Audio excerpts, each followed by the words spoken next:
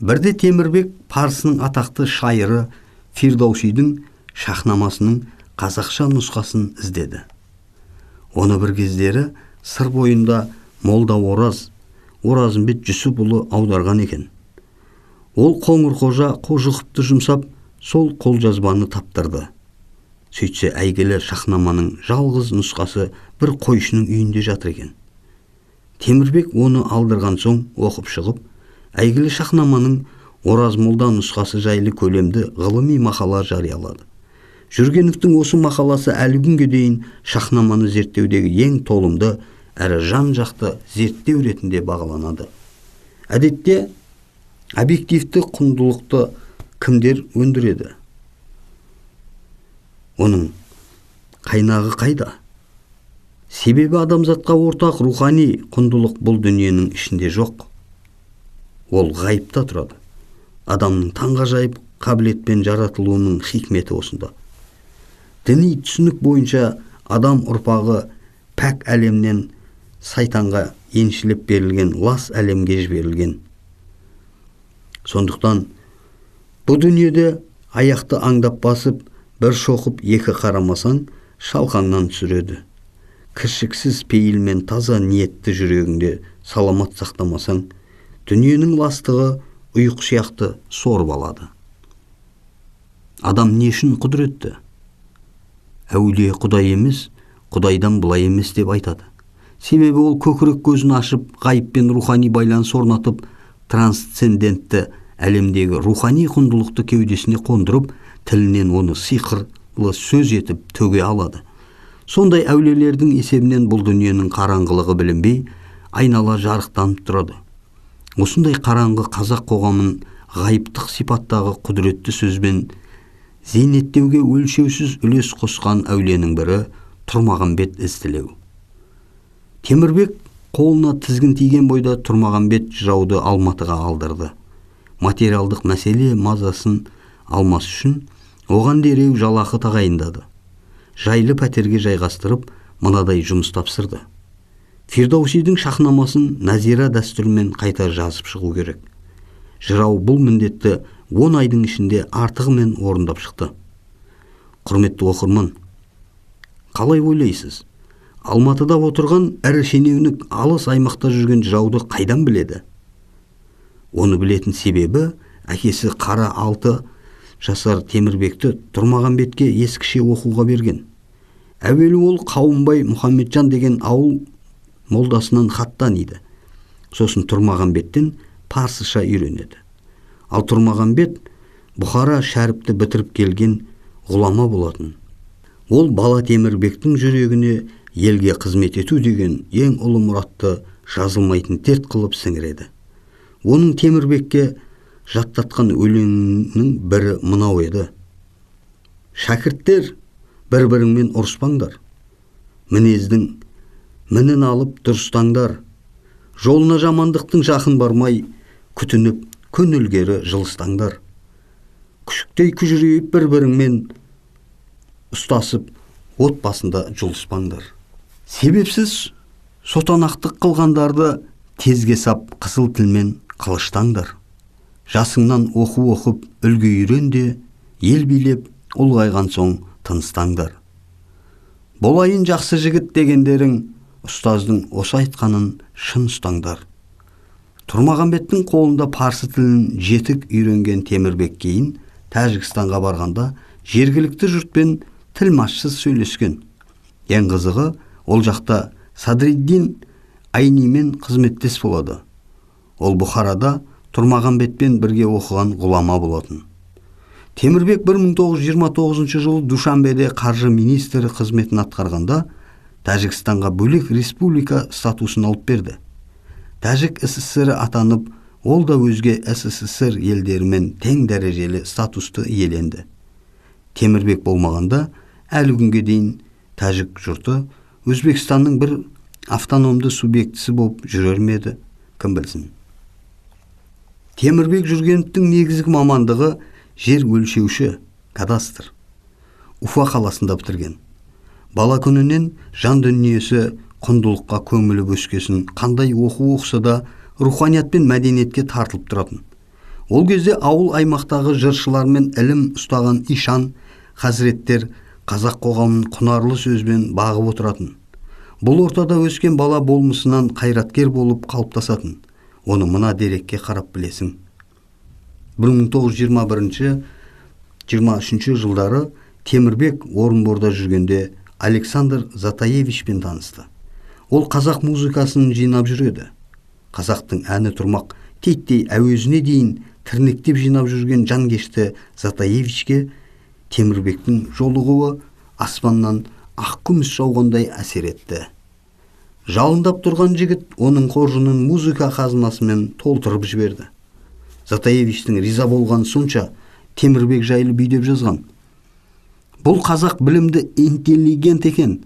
Маған Сырдария әндерімен Хиуа жақта тұратын қазақтардың әуенінен бағалы мәліметтер берді. Бұл сол кездегі көкірегі рухани құндылыққа армансыз қанып өскен кез келген қазақ баласына тән мінез болатын. Себебі кеудеге құйылған құндылықтар тыпыршып, иесіне тыныштық бермейді. Олар мені болмыстар әлеміне жібер, менде барлық әлеміне еніп өзімді бар сезінгім келеді. Бұл дүниеде бар боп тұрғаннан басқа бақыт жоқ деп экзистенциялық қысым жасайды. Керісінше, құндылықтан махрұм қап, қуыс кеуде типке айналған бейшаралар рухани қазынаны аяққа таптап жүре береді. Сондықтан ол замандағы кеудесі бай азаматты қандай оқуға салсаң да мәдени ағартушылық салаға бір иығын беріп тұрады. Мәдениетке, әдебиетке, руханиятқа тікелей қатысы болмаса да, жанама түрде жаны ашып, сол саланың жалындап тұруына үлес қоспай тұрмайды. Мысалы, мамандығы жер өлшеуші болса да, Темірбек өз бетінше қазақ ақындарының өлеңімен толғауын жинастырған. 1924 жылы оны Терме деген атпен жарыққа шығарған. Кейін 1936 жылы Кеңес одағының астанасында өтпек болған әйгілі 10 күндік қарсаңында жинақты едәуір толықтырып, жаңадан алғы сөз жазды да қазақ халық ақындары деген атпен екі тілде бастырды. 1923 жылы Темірбек Орта Азия университетінің заң факультетіне оқуға түсті.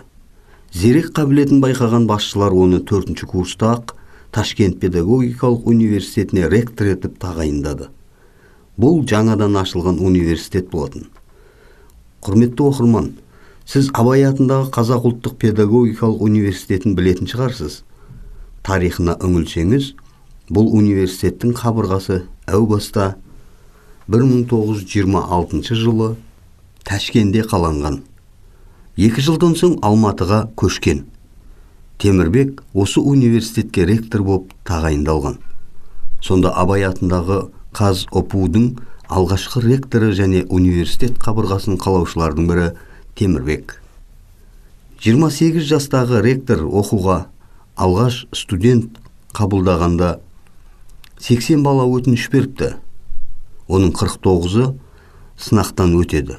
Олардың 47-сі қазақ, 2-і өзбек екен. Осыған қарап, Темірбек емтиханда қазақтарға болысып, ұлтшылдыққа, жершілдікке салынып, оларды көбірек түсіруге тырысты деп ойлап қалмаңыз. Оны түсіну үшін Ресей империясы тұсында Ташкентте қызмет еткен орыс офицері Лыкошиннің «Пол жизни в Туркестане» атты естелігін оқысаңыз жетіп жатыр. Офицер мына нәрсені байқаған. 20 ғасырдың басында Ташкенттегі сарттар орыс оқуына құмар болмаған. Олар ескіше оқимыз деп схоластикаға ұрынған, яғни түсінсе де түсінбесе де діни мәтіндерді меңіреу кейіпте жаттай беретін. Қазақтар қай жерде озық оқу бар, сол жаққа ауып кете беретін. Тіпті Шымкенттің бір байы Лыкошинмен таныстығын пайдаланып, 6 жасар ұлын офицердің үйінде жатқызған. Баласына орысша үйретуге көндірген. Сондықтан да 1920 жылдары қазақтардың университетке көптеп түсуі, алаш зиялыларының қаптап шығуы, заманға тез бейімделуі заңды құбылыс еді. Ал жергілікті халықтың интеллектуалдық деңгейі қатты көтерілмеген. Себебі схоластиканың шырмауынан шығып үлгере алмай жатқан. Сол себепті Өзбекстан басшылары шамшырақ боп жанып тұрған Темірбекті 3-4 жылдан соң Өзбек СССР-ның ағарту комиссары етіп тағайындайды. Яғни ағарту министрі. Күш қуаты тасып тұрған Темірбек бұл саланы да өрге сүйрей жөнеледі. Құрметті оқырман, Өзбекстанның мәдениеті мен білімін көтерудегі Темірбектің ерлігін тауысып бітіре алмаймыз. Себебі ол министр болып тұрғанда Өзбекстанда 4600 мектеп ашылған, 500 миллионнан аса баланың сауаты ашылған. Самарқан, Ферғана, Бұхарада да жоғары оқу орындары пайда болған. Хамза мемлекеттік драма театрының іргесі қаланған. Облыстар мен аудандарда да театрлар ашылып, 3 жылдың ішінде өзбек жұрты СССР-дағы сауатты һәм мәдениетті ел қатарына көтерілген. Сондықтан Темірбектің ерен істері болашақта жеке кітапты қажет ететін тақырып. Біз бұл кітапта мәдениет майданындағы тарихи тізбекті түсіндіру үшін ғана Темірбек Жүргеновке аз кем тоқталдық. 1933 жылы оған Қазақстан үкіметінен ұсыныс түседі. Темірбек бірден келіседі. Сөйтіп Қазақстанның ағарту комиссары болып іске кірісіп кетеді. Өзбекстанның сол кездегі басшысы Файзулла Ходжаев бізден құт кетті деп бармағын шайнап қала беріпті. Ходжаев айтқандай Темірбек расымен де қазақ даласына келген құт еді. 3 жыл ішінде қазақ мәдениеті мен білімін өрге сүйреді. Ауыл-ауылды аралап жүріп 4000-нан аса мектеп салды. 1935 жылдың өзінде 6587 бастауыш, 742 орта мектеп жұмыс істеп тұрды. Сауат ашқан оқушылардың саны 1 миллионнан асты. Қазіргі КазУ мен Политехтің қабырғасы қаланды. Ауыл шаруашылық университеті мен мединституттың базалары нығайды. Одан бөлек Қазақстанның 7 облысында 7 институттың қазығы қағылды. 50 техникум ашылды. Қазақ даласындағы рухани құндылықтар алғаш рет осы наркомның тұсында жинақталып, мәдени ошақтарға айналды. Яғни театр, опера, балет, оркестр, ансамбль, труппа, хор болып қанат қақты. Опера мен балет театры, қуыршақ театры, көркемсурет галереясы, кітапхана сияқты 100-ге жуық мәдени ошақ пайда болды. Өзбекстаннан Қазақстанға ауған осы құтты Сталин 1938 жылы құртты. Осы тараудың қорытындысы ретінде Темірбектің қазақ тіліне қатысты күрескер мінезін үлгі ретінде айтып өтейік. Темірбек кез келген мәжілісті қазақ тілінде жүргізген. Тіпті жиналыста орыстар отырса да салтынан жаңылмайтын. Ол жайлы Брусиловский қызық естелік айтады. Бір күні 30 шақты адам мәжілісте отырмыз. Қарағандылық Орлов пен мен ғана қазақша білмейміз. Бірақ наркомнан бастап бүкіл қызметкер қазақша сөйлеп отыр. Мен мұндайға көндігіп кеткем. Ал Орлов түк ұқпай мазасы қашты. Шыдай алмай орнынан тұрды да: "Жолдас Жүргенов, жиынды қазақша емес, орысша өткізесіз бе?" деп өтінді. "Неге орысша сөйлеуім керек?" деді Темірбек. "Себебі мен ештеңе түсініп отырған жоқпын. Сондықтан бәрімізге ортақ түсінікті тілге ауыссаңыз дұрыс болар еді" деді. Жүргеновтың маңдайы жиырылып, қабағы түйіліп, көзі қырандай өткірленіп шыға келді. Әманда дүрдиіп тұратын астыңғы ерні одан сайын торсия берді. Жұрттың бәрі бүкшие түсті. Зал тым-тырыс. "Ей, Орлов жолдас, сен қайда отырғаныңды білесің бе?" деді ашу кернеп. Сөзі күркіреген найзағайдың үніндей жайпап өтті. Біз қаһарлы дауыстың үрейінен үрпиген балапандай бүрісіп қалдық. Орловтың тілі байланып қалған. Өңі құп-қу, боп-боз. Жігері жасып, мысы басылып қалды. "Ей, Орлов, саған айтамын. Қай елде жүргеніңді білесің бе?" деді ол дауысын жуандатып. Орловта үн жоқ. Кінәлі баладай төмен қарап тұр. "Қазақстанға келдің бе? Мұнда жұмыс істеп, тамақ жедің бе? Сол елдің мемлекеттік тілін білуге міндеттісің. бір ауыз қазақша түсінбей қазақ әндерін қайтып зерттеп жүрсің деп ұрсып тастады. Көзімнің қиығымен Орловқа қарасам, самайынан суық тер сорғалап бара жатыр. Құдды бір сүтке тиіп ұсталып қалған күшіктей. Залда әлі өлі тыныштық. Темір наркомның қаһарына ілігіп кетпейік деп бәрі сақтанып отыр. Енді бізге өз ана тілімізде сөйлеуге мұрсат ететін шығарсың, деді Жүргенов ашуы тарқағандай. Орлов ләм деместен қайта-қайта басын изеп, орнында отыра берді. Түнпі осымен тамам болды да, мәжіліс әрі қарай қазақша жалғасып кете берді. Ұлт көсемі Әлиханның ұлтқа қызмет ету білімнен емес, мінезден деген атақты афоризмін осы жерден көруге болады. Ол кезде қазақтық намысы өлмеген, басшыларға құлдық психологиясы сіңбеген. Асқақ рух пен сарқылмас қайратты өз тарихы мен құнарлы мәдениетінен тікелей тартатын тұлғалар ешкімнен ақпайтын. Қазіргі басшылардың 99-ы қазақ, бір орыс отырған жиналысты орысша өткізетін бейшаралығы құнарлы топырағынан тамыр ажыраған кезде басталған дерт.